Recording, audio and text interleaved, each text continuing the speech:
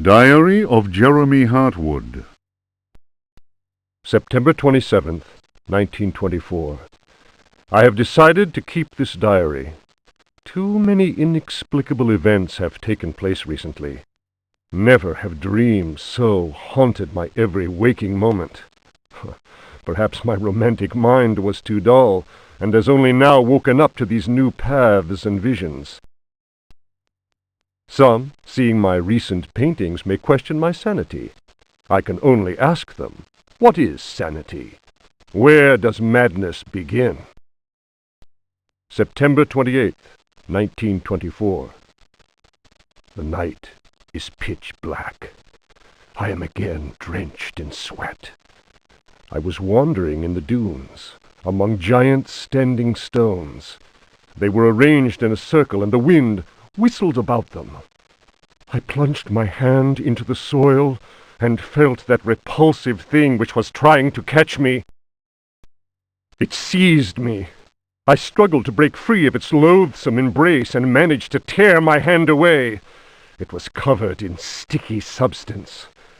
I was gripping a knife. October 5th, 1924. The stone circle is a pentacle. Derceto's library is filled with books on the occult. I will study those books until I find some explanation for the dreams. The visions that haunt me must be connected to my discoveries. I shall have to undertake a profound exploration of my dreams. December 16th. Dear God, I have found the knife! It was hidden here, and what I have learned fills me with apprehension. It is a sacrificial dagger belonging to some unholy cult. The thought of that blade tearing through human flesh horrifies me, yet I must continue my research. Derceto is a storehouse of treasures. Was my father right, after all? January 23rd. I spend all my days plunged in dusty books. The servants are convinced I am mad. At night, I awaken them with my screams. The dreams are draining what sanity I still have. I have tried staying awake, but in vain.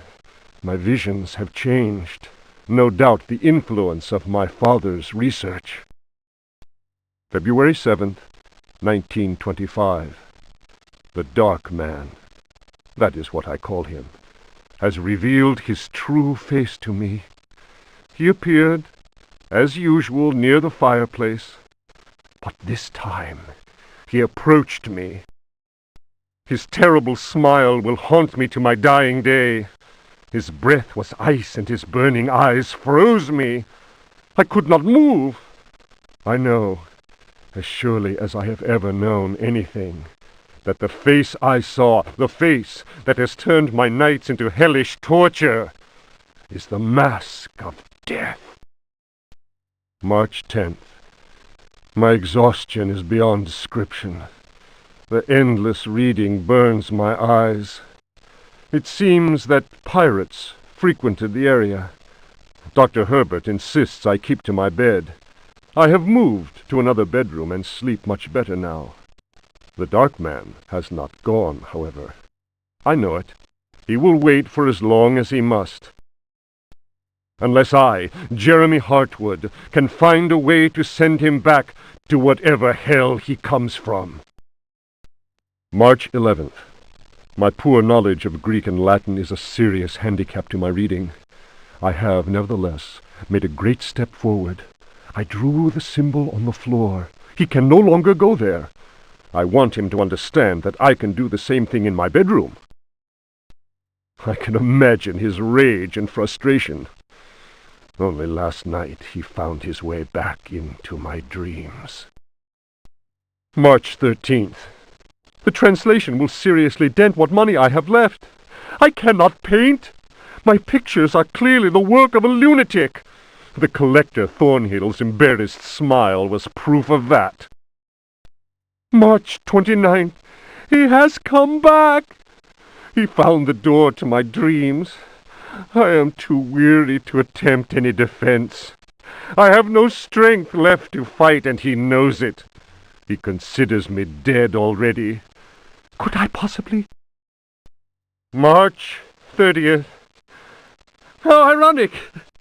The cave my father sought for so many years is here, beneath the house. Waits, the butler discovered a crack in the cellar wall. A breeze blows in through it, icy and repugnant. I am filled with horror at the thought of my father dying in this place. I will carry to my grave the vision of his face contorted in the agony of that fatal heart attack. His body was twisted. He had wept. His fingernails were torn and bloody from scrabbling at the floor. Dr. Gray concluded that death had been due to a heart attack. It was Waits, who some time later was informed that my poor father had in fact bitten off his tongue and choked on his own blood. March 31st. I explored the caverns in a dream. The dark man came with me. Strangely, I felt almost well. How can I describe what I saw? No. What words are capable of explaining such evil? I realized that my death was of no interest to him. The dark man wants something else.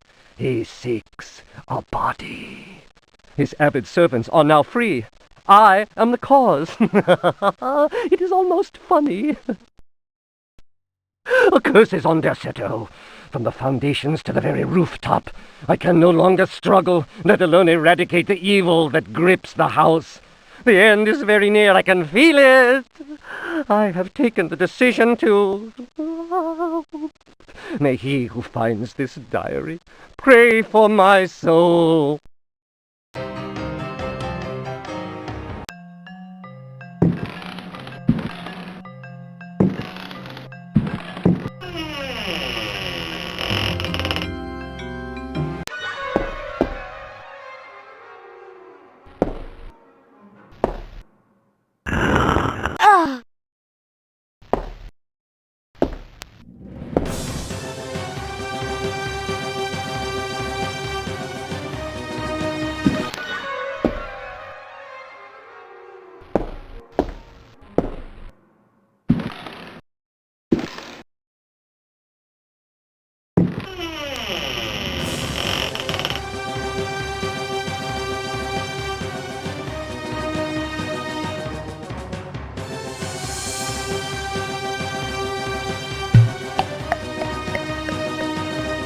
Ah.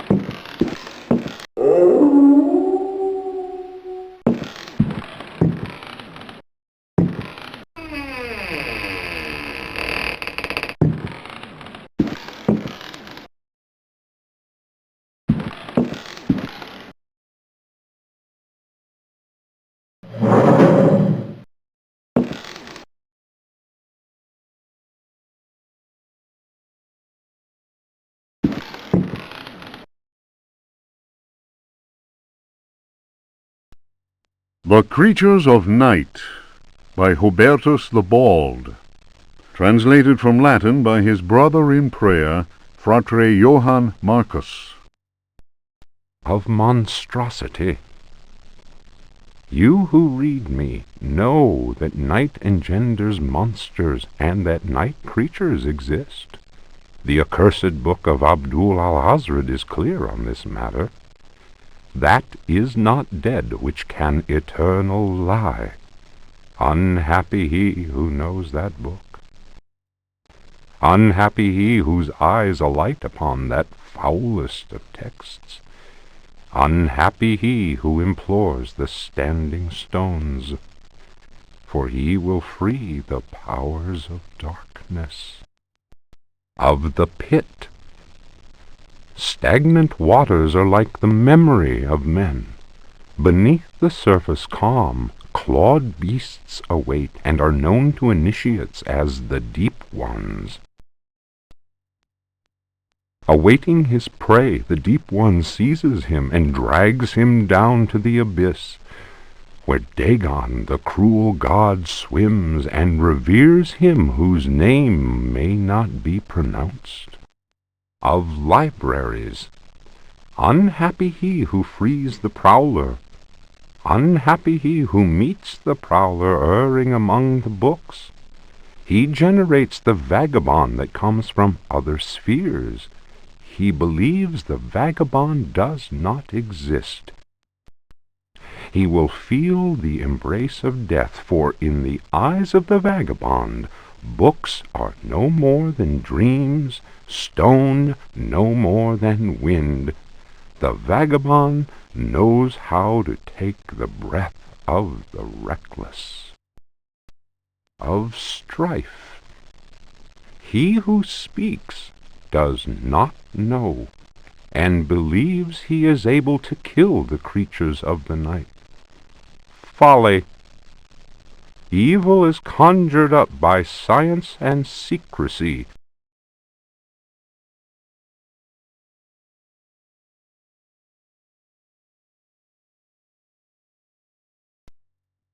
He who prowls among books will perish by the blade.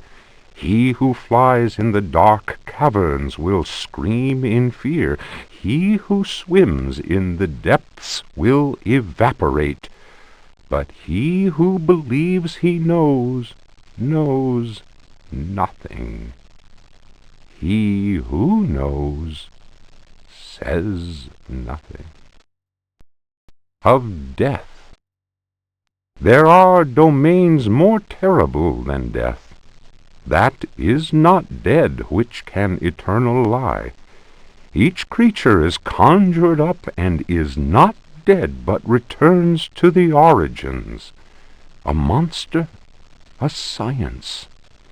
Steel kills the vagabond who never dies. Translator's note.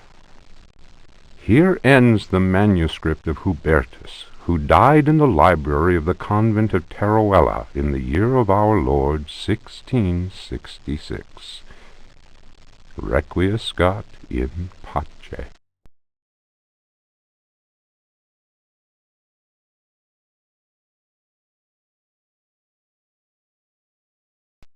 A Brightness from Afar by Lord Boleskine, an account of his celebrated voyage to New England, 1824, Alistair Publications, Cambridge.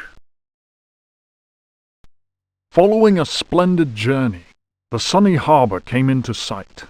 The locals were much impressed with one's arrival in their midst. One had time to sketch several of them and notice signs of degeneracy. Some children showed one their queer hands that would inspire uneasiness.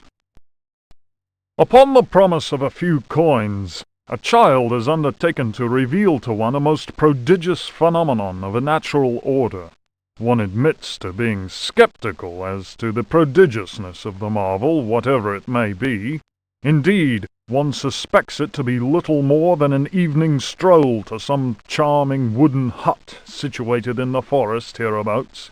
One will none the less go, for it is always well to submit to such local enthusiasms. One admits to being somewhat flabbergasted. The Milky Way shone like the fires of the apocalypse from the inky celestial vault. Certain distant stars, normally invisible to the naked eye, were clearly visible, glittering indeed with a strange intensity. The heavy clouds that had settled above the village had no hold over that place. It would be pointless to offer here the names of the constellations one perceived in utter clarity. Apart from the interminable length of such a list, one might conceivably risk being charged with exaggeration. The cross cast its shadow on the ground. The sea in the distance was dead calm. Tonight, one will return to that spot and draw those stars. Tomorrow night, one will at last see Halley's comet in all its brilliance. The youngster will carry torches, despite one's developed sense of direction. Honed by years of travel, one feels incapable of finding one's way through the dark forest unaided. The drawings will, one is convinced, set light to the souls of men. Such a moon! One lost count of the craters, so sharply was their definition. Loath as one is to seem excessive in one's appraisal, one cannot but feel that the forest clearing is indeed a place outside the common laws of time and space. Surely it is not an hallucination. How strange to consider that idle conversation, some research in the British Museum, and a voyage to this backward village should culminate in so astounding a discovery. It may be that others have noticed the extraordinary nature of that place. How else could one explain the presence of that cross?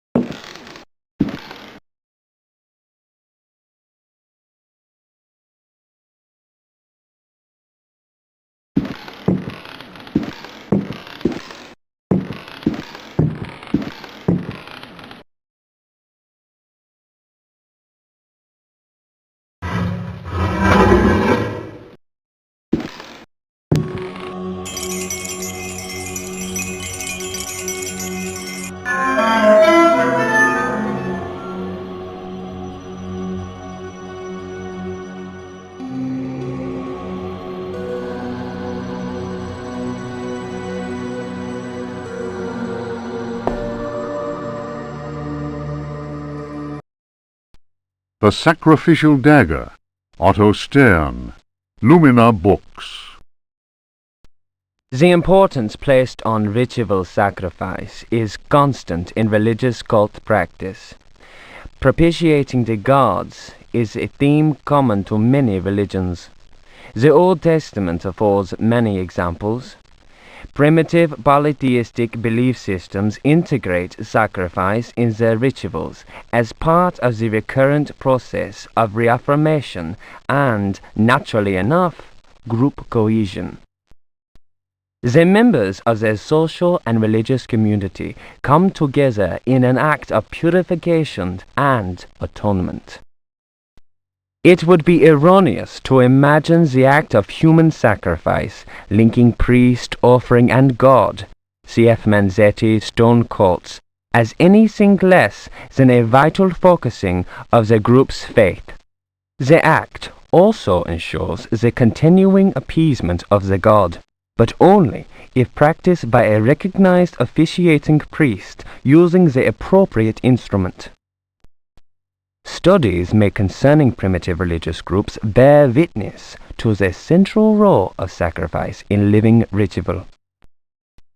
My own work in the field of ethnopsychology brought me into contact with a sorcerer living in the region of Arkham. He introduced me to the rite of steel, linked to a ceremony known as adoring the black goat of the woods with 1,000 youngs. The god being adored is known as the vagabond. Here, the dagger's roar, which allows the life breath to pass from one dimension to another, is essential. The vagabond is a frightening figure, being able to move where he wants and to kill those who have displeased the goat god, for whom he acts as a go-between. The goat is clearly a fertility god. The priest, having spoken the invocation, must choose the appropriate dagger for the sacrifice. The knife with a sinusoidal blade that must be dipped 7 times, on night when the moon is full, in water that has been distilled 100 times, will be laid aside, since it would send the vagabond back into his own dimension. See illustration. The priest will rather choose the dagger with a curved blade. That is more appropriate for slitting of the lamb's throat. This act transfigures the sorcerer priest and plunges the assembled worshippers into a divine trance.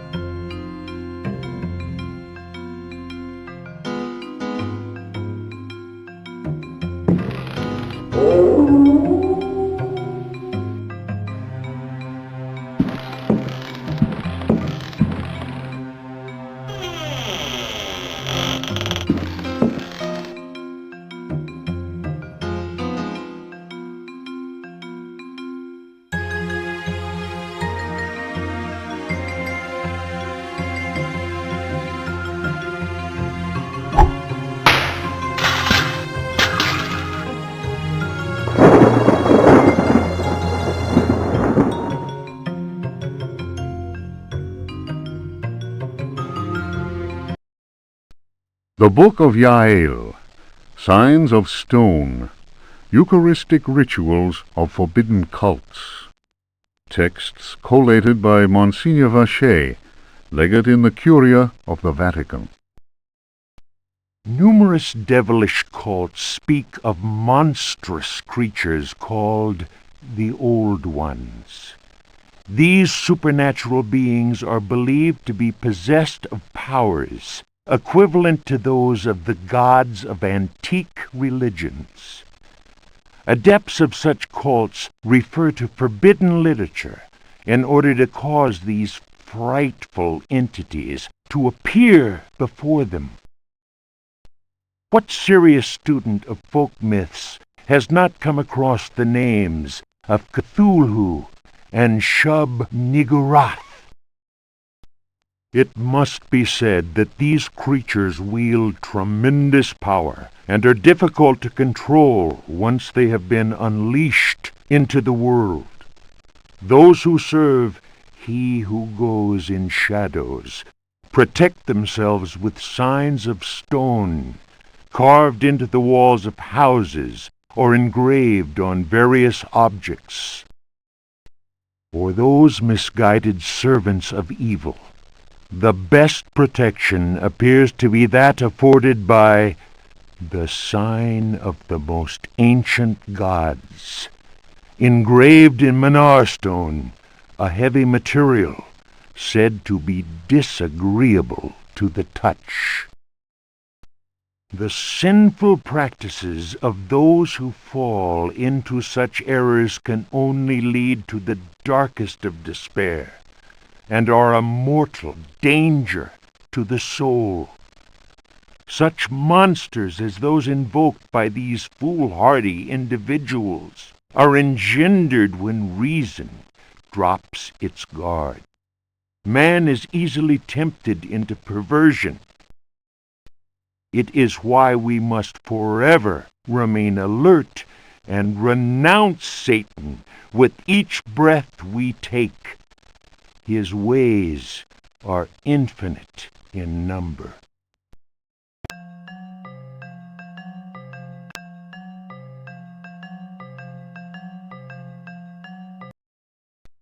Juan Luis Jorge, De Biblioteca. Reflections on the power of the verb in certain texts. Archaeos Publications, 1919, Stafford. Translation does not alter the occult power contained within such forbidden texts. The malevolent energy is in no way diminished.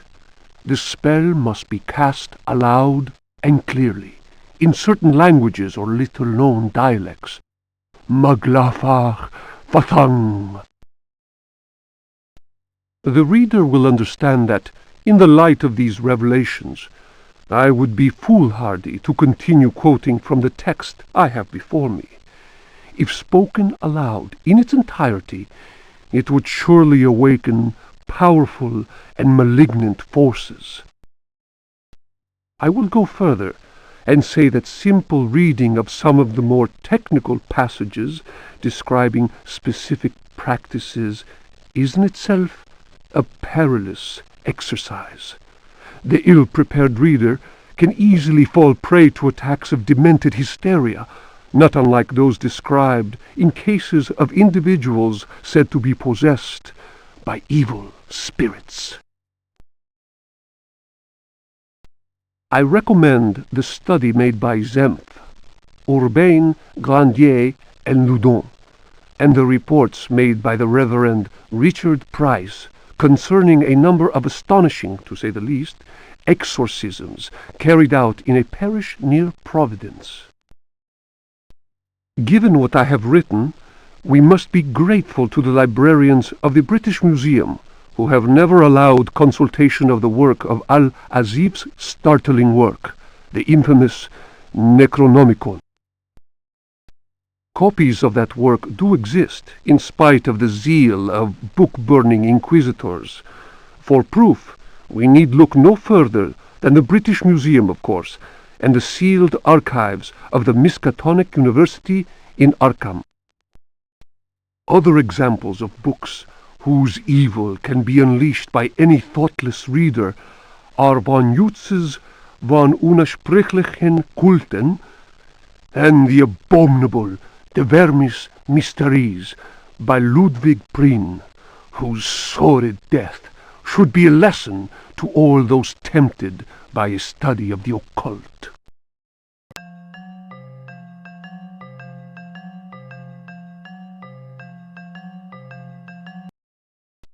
The Sons of the Sun and of the Shadows. Lieutenant Lope de Vega's account of his astounding travels to the land of the Aztecs. Holy Christ! Cried Captain Cortez, astonished by the strange rite we beheld. We found the savages half naked. They were throwing balls of silver and gold at each other. They laughed as if demented, clearly maddened by some heathen drug. And yet, should one of them fail to catch the ball thrown in his direction, the poor devil was seized and dragged off to be sacrificed in their temple. As we discovered, this frightful game was a ritual most holy to them, and symbolized the movement of the heavenly bodies. The dropping of a ball foretold a catastrophe.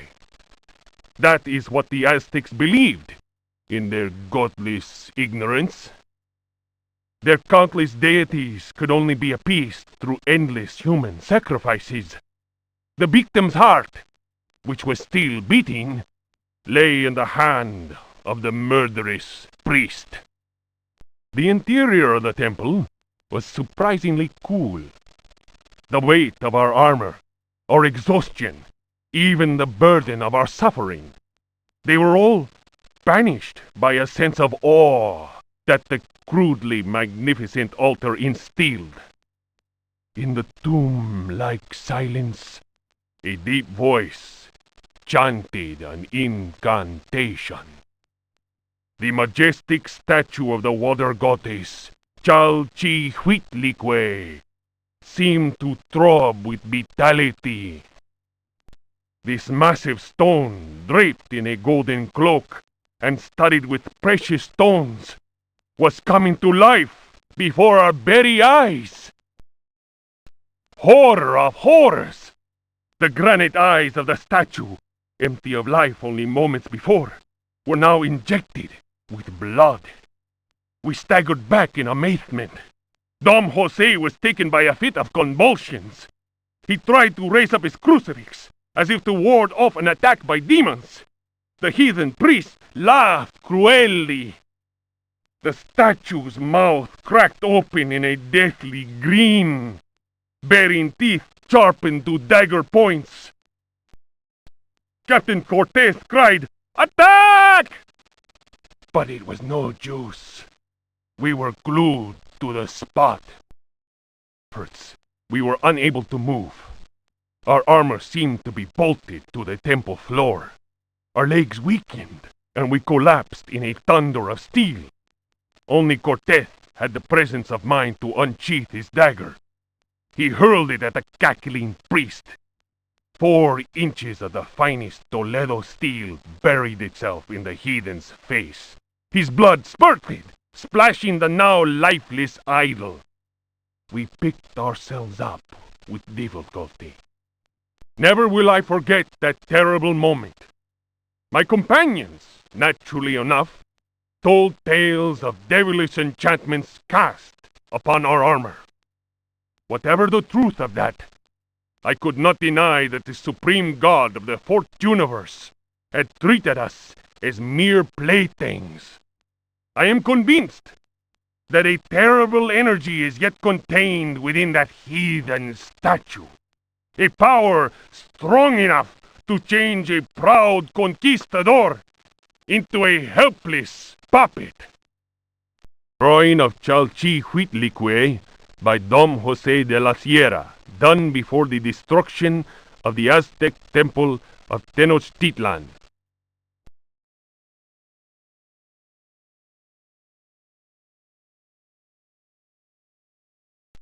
If Rocks Could Talk, or The Story of a Louisiana Plantation by the Marquise de Chamfray. After the criminal selling off of Florida by the foul usurper, my father elected to remain in this inhospitable land, where we were free at least to express our royalist feelings, and hope our country would come to its senses. In 1818, a certain Pickford bought up Ledoux's land, after the poor fellow had ruined himself in unfortunate speculation. Pickford soon turned out to be the most loathsome human we had ever encountered. He was an adventurer of the worst kind, nouveau riche, and bloated with a grotesque sense of self-importance. First came the incessant army of men with shovels, digging into the mountain of earth that was to fill in the surrounding swamp. The undertaking was quite stupendous. We learned from a slave that the final objective was to connect the existing caves with another one of gigantic proportions. Racked by a mania of persecution, Elia Pickford constantly fired his workers and hired new ones. He did all he could to keep anyone from learning about his plans. My father was amused and said, "The poor fool will end up getting lost in his own cave." So the walls went up, and tongues started wagging. Our detestable neighbor had been a sailor, a ruffian grown rich on questionable trade. Distasteful stories were told of him. When the work was finished, Pickford invited us to the opening of his rambling mansion, which he named Derceto. My father asked what the strange name meant. Pickford answered, "Derceto reminds me of Astarte, the fertility goddess. Around here, the name is Shub-Niggurath. I believe that a name so steeped in evil should be said aloud came as not such a shock to my father, as he himself confided in me some while later." We left immediately. In June of 1862, Derceto was burned down in unexplained circumstances. It was undoubtedly the deed of some jealous Yankee or another. It was amazing to watch the servants rushing into the flames to try and save their bullet-riddled master. After that terrible night, Derceto fell into ruin. Its blackened walls were soon overgrown, as human-built works always are, by ever-present nature. In 1875, the property was eventually bought by a gentleman whose name was Howard Artwood. I was sorry that my father, who delighted in fine conversation, was no longer alive to enjoy the company of this new neighbor. Learned and well-versed in history, he had made a particular study of piracy. It was Artwood who told me that Pickford had commanded a ship that flew the flag of piracy. That explained the scoundrel's great wealth. Artwood was fascinated by Pickford and undertook a great deal of research in an attempt to find some treasures that he was convinced the pirate had hidden. He went through the ruins inch by inch. He then had the burnt-out house rebuilt exactly as it had been, and refurbished the library that had miraculously escaped the flames on the night of the Great Fire. Artwood set about studying every volume in that library, and often talked to me of his research. He was a handsome widower, deeply attached to his son Jeremy, who was later to become a professional artist. Artwood worked incessantly, first from the room I offered him, then from his own freshly restored home, which he rebaptized Derceto. I imagine he hoped to enlist the help of the god of good fortune in his treasure hunt. As far as I have ever been able to tell, all his searching came to nothing. There were no lost treasure to be found at Derceto. I learned of Artwood's death while I was in Paris. But that, as they say, is another story.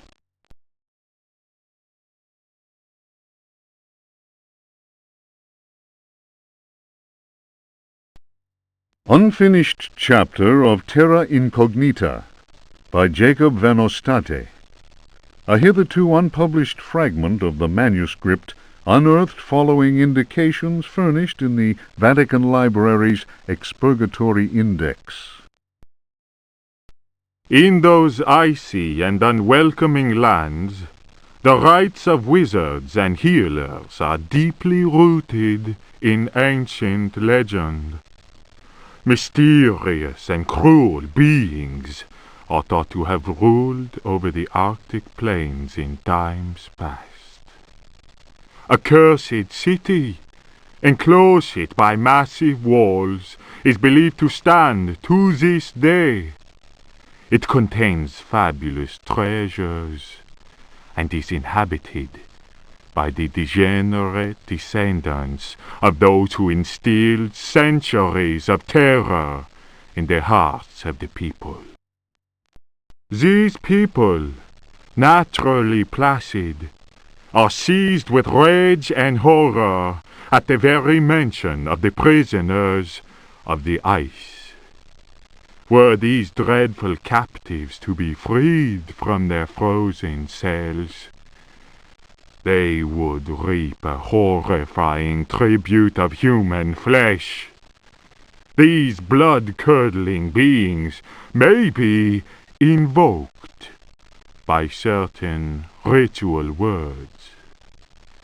They can even be controlled, albeit with the greatest of difficulty.